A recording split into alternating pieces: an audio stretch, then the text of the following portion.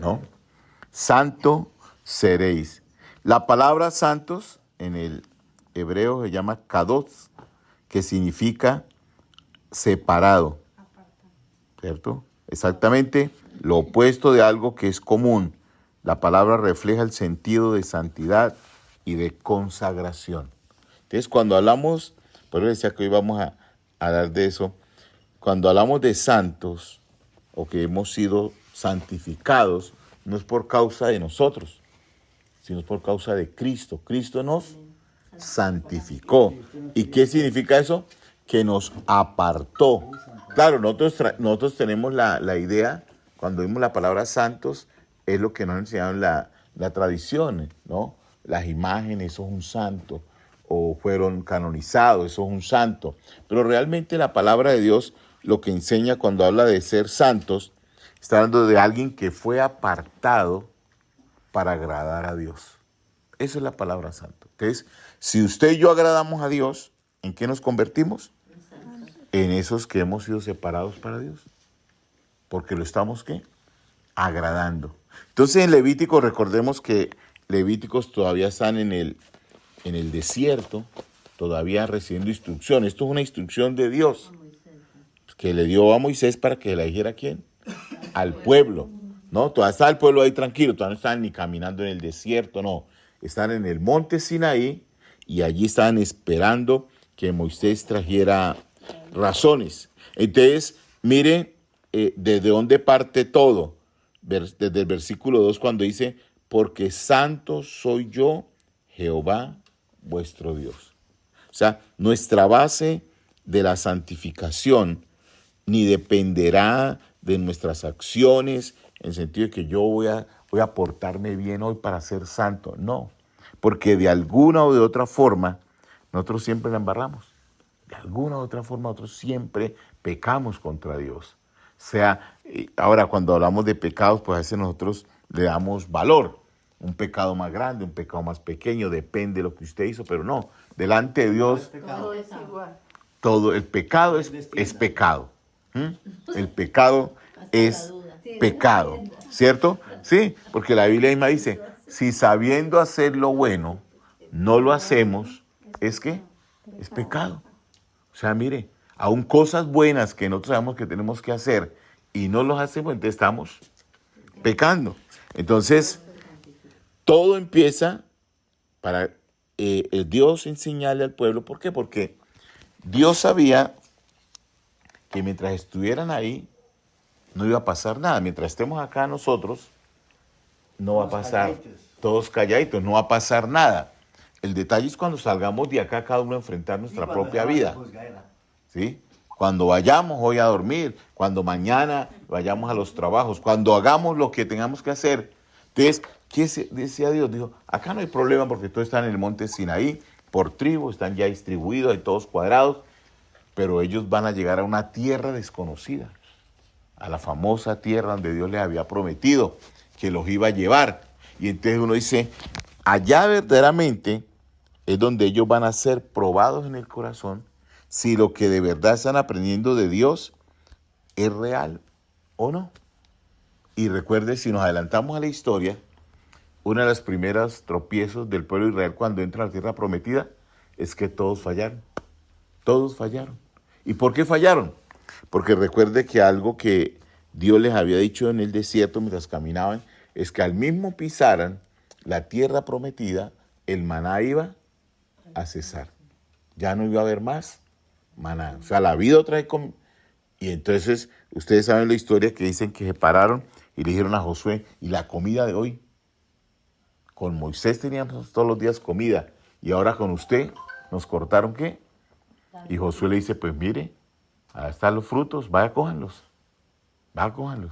Y entonces como ellos tuvieron temores y tuvieron miedos, entonces empezaron a hacer alianzas ¿con quién? Con los amorreos, con los jebuseos, con todos los grupos empezaron a hacer.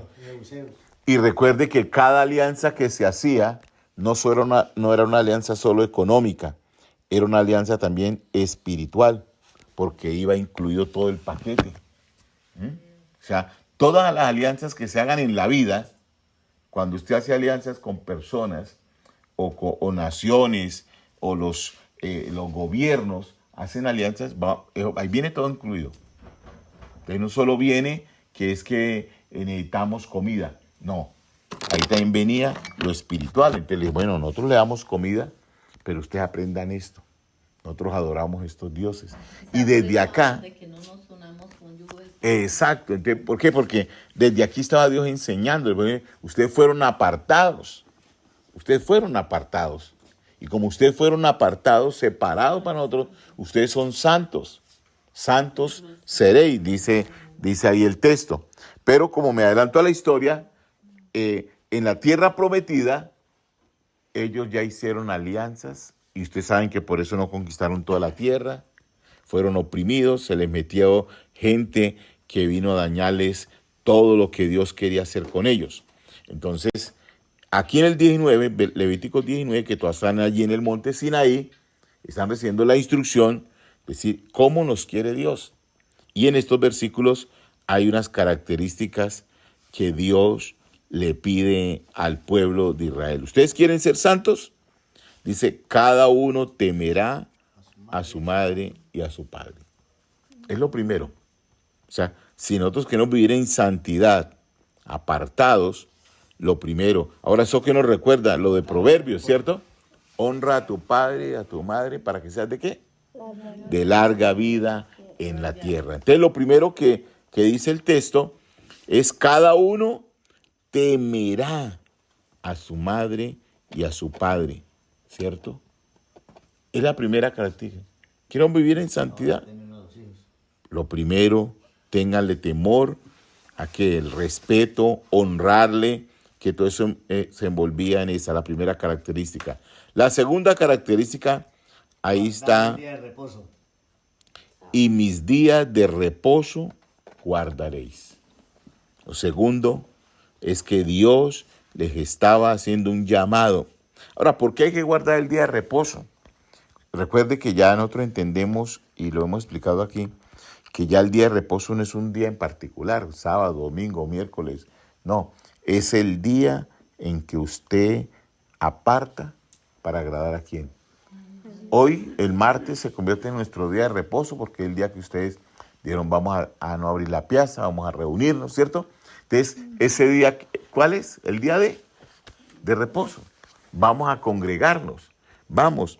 Ahora, ¿por qué Dios estaba como queriendo y también Dios previendo este siglo que es de puros afanes? Nadie tiene tiempo para nada hoy día.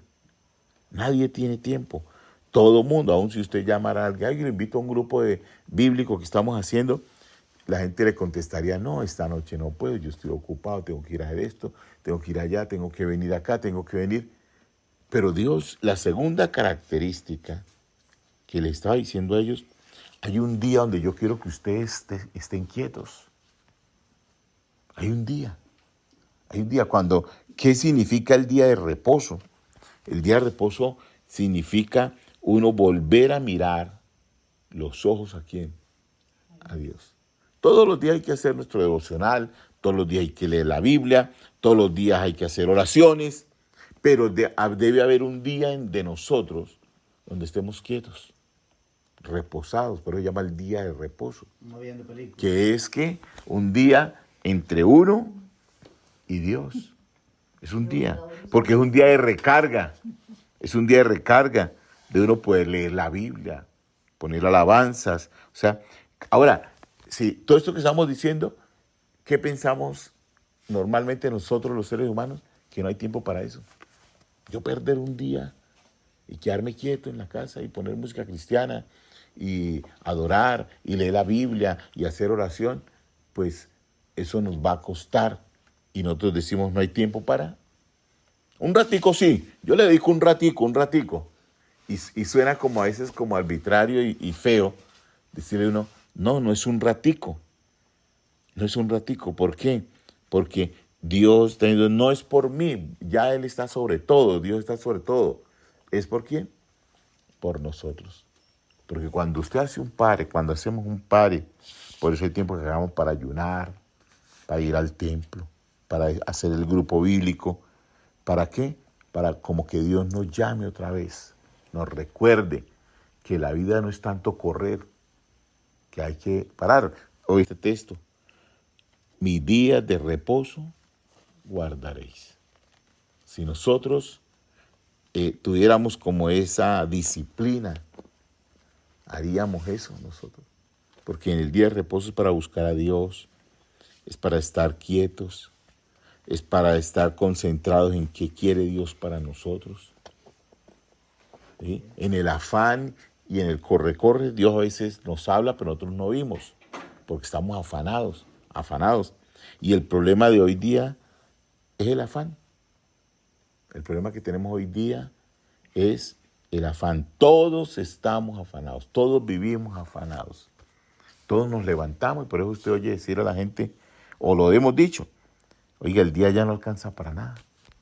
Uno en la mañana y son las 10 y las 12 y ya lo quiere almorzar y decimos, no es que no alcance, sino como nosotros vivimos tan afanados, el mismo afán de nosotros se hacen que las horas corran también mucho más rápido corren las horas y día, pero es por eso mismo, porque nosotros nos cuesta guardar. Entonces dicen, ¿ustedes quieren ser santos? Y que ustedes que son apartados para mí, pues vengan, guarden mis días de reposo, vengan, ese día es para mí, ese día. Y obviamente ustedes están viendo el martes es para estar más tranquilos, más reposados, leer, estudiar un pasaje bíblico. Qué bonito sería que nosotros pudiéramos tener ese tipo de hábitos, ¿cierto? Porque la vida se va así de rápido y después uno dice, se me fue la vida. Se me fue la vida y no entendí lo que significaba ¿qué? La vida. Pero mientras estamos en la vida, estamos corriendo, porque creemos que lo más importante es lo que hacemos externamente y no lo de Dios. Por eso lo de Dios nunca tendrá importancia en la vida de los seres humanos, porque lo de Dios no se ve. Si usted queda mediodía que leyendo la Biblia y dando gracias a Dios, escuchando la música y adorando, usted se levanta y dice, perdí mediodía, yo no fui productivo, no, eso es lo mejor. Eso es lo mejor. Y aquí la gente tuvo Dios que pararla. Recuerda que ellos venían acelerados de Egipto, saliendo corriendo, pasaron el Mar Rojo. Y a los 2 meses de salir de Egipto, dice la Biblia que Dios le dijo a Moisés, me haga el favor, y a todos los para acá. Por ejemplo, léame Números capítulo 1. Habló Jehová a Moisés en el desierto de Sinaí. ¿Sí? Entonces, ahí dice que Dios le habló ¿a quién? ¿Dónde le habló? ¿Sí? Y ahí dice una fecha. ¿Cuándo le habló? En el día primero del mes segundo. ¿En el año? De su salida. ¿De la salida a la tierra de dónde? De Egipto. De Egipto, ¿sí ve? Entonces, ya llevaban un año ahí metidos ¿dónde? En el Sinaí. En el Sinaí. Salen de Egipto. Y entonces ahí tuvo Dios que tenerlos un año quietos, que ellos llevan 400 y pico de años acelerados trabajando, haciéndole cosas a los egipcios, haciendo las casas, haciendo todo lo que le ponían a hacer como esclavos. Y cuando le dan la libertad, pues ellos salen como locos. Pero dicen, un momento, Moisés, hágame el favor, y aquí en el monte Sinaí me para a todos. Cuando él ya dio toda la instrucción, que usted conoce los mandamientos, el tabernáculo, las leyes, las ofrendas, los sacrificios, cuando ya le da toda la instrucción, entonces ahí cuando viene el libro de Números en el capítulo 1, en el año segundo, o sea, apenas empezando el año segundo, en el día primero del mes segundo, es cuando empiezan a salir así, ahí sí los 40 años o los 39 restantes que les faltaba por caminar por todo el desierto. Entonces, si usted mire cómo Dios primero hace de darle al pueblo la importancia. Si Dios le hubiera dado todo esto en el camino, la gente le decía, no, Moisés, a dormir porque mañana hay que madrugar y mañana hay que caminar en el desierto. El censo y organizaron a la gente. Y organizaron a la gente. Y ahí sí salieron ordenados. Usted ya lee el libro de números, por eso se llama números, ¿no? Habla de puros números, de organización. Y entonces, ¿qué hace Dios? ¿Qué hace? Primero les dijo, no, ustedes me están quieticos aquí. Obviamente no les dijo que iba a estar quietos un año. Les dijo, quieticos, que les vamos a empezar a explicar. Y ahí fue donde Dios organizó a todo el pueblo, que era lo que iban a hacer espiritual, físicamente, económicamente, en todas las áreas. En ese año preparó al pueblo de Israel para que fuera una nación fuerte, bendecida y libre. Eso fue lo que hizo Dios. Pero tuvo que, ¿qué? Pararlos, aquietarlos. Entonces, por eso Dios habla, mis días de reposo guardaréis. Por eso es importante. No porque sea el domingo o el sábado. No, no, no. Es el día que usted diga, oiga, este día yo voy a estar quieto. Este es el día que yo he escogido porque es el día que puedo. ¿Sí? Por eso ya no es como un día específico. No, es el día que ya usted haya elegido, pero que ese día de verdad se lo guarde a quién, al Señor. Entonces, queremos ser santos, dice Dios, por eso los he apartado. No les he apartado que ustedes corran para como locos, no vengan. Porque cada vez que guardan mi día de reposo, habrá una instrucción, habrá una dirección, habrá una palabra de bendición. Siempre que usted se separa. No es en el afán. Por eso el salmista lo dice en el Salmo número 1. Meditarás en la ley de Jehová. ¿Cuándo? De día y de noche. Meditarás. O sea, que no es solo saber cosas, sino empezar a ¿qué?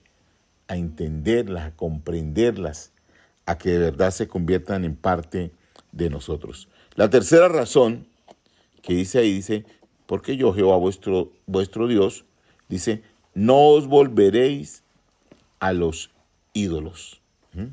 La tercera razón, recuerde que ellos en Egipto, ¿qué habían aprendido? La idolatría, porque Egipto para todo era un dios. Por eso dicen los estudiosos que las plagas que atacaron los dioses de los egipcios, ¿sí? El río Nilo se convierte ¿en qué? En sangre. En sangre, porque el río Nilo para ellos ¿qué era? Un dios, una divinidad. Y el río Nilo lo adoraban, ¿sí? El río Nilo, entonces, allí. Y entonces cada plaga que llegó a Egipto era como Dios contrarrestando, este es su Dios, pues yo me meto con ese Dios de ustedes. Y eso es lo que Israel había aprendido allá en Egipto. Ellos todo lo que veían era adorar ídolos, dioses falsos. Eso es lo que te dice, no os volveréis ¿a quién? A los ídolos. O sea, significado que de pronto mucha gente allá en Egipto cuando estaba esclava, ellos se pegaban en las escapaditas para adorar ¿a quién? A esos ídolos. Y Dios les dice, no volveréis a los ídolos, o sea, no regrese a las cosas. Recuerde que ídolos ya tampoco solamente son imágenes. ¿Qué es un ídolo? Todo lo que nos separa. Todo lo que reemplaza ¿a quién? A Dios. Aún cosas buenas, ¿no? Si su trabajo es lo más importante que Dios, eso se llama un ídolo. Y trabajar es bueno, ¿cierto? Trabajar es bueno, pero si ese trabajo, ¿no?